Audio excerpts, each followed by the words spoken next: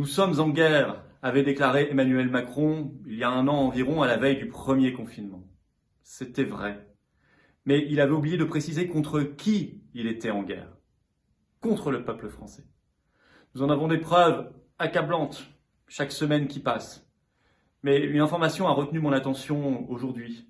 Le ministre de l'Intérieur, M. Darmanin, a annoncé très fièrement d'ailleurs que 90 000 policiers et gendarmes étaient déployés ce week-end en France, non pas contre les criminels et les délinquants, non, pour surveiller les Français, pour vous traquer, pour vérifier que vous avez bien le masque au-dessus du nez, pour aller voir les automobilistes et vérifier qu'ils ont bien rempli leur auto-attestation dérogatoire, pour vérifier qu'ils ne sont pas à plus de 10 km de chez eux. Vous ajoutez à cela le passeport sanitaire qui est une vraie mesure d'oppression, de contrôle numérique et de surveillance. Les pressions vaccinales, les pressions faites sur nos enfants dans nos écoles, la limitation généralisée de toutes les libertés, sans exception.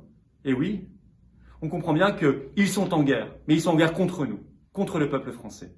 Alors c'est au peuple français d'en prendre conscience et de se lever. On ne se lèvera pas simplement sur Internet et dans les débats médiatiques, on se lèvera dans la rue. Je vous appelle à nous rejoindre dans tous nos rassemblements, la liste est sur le site des Patriotes, et à nous rejoindre tout court dans le combat. Adhérez maintenant aux Patriotes si vous ne l'avez pas encore fait.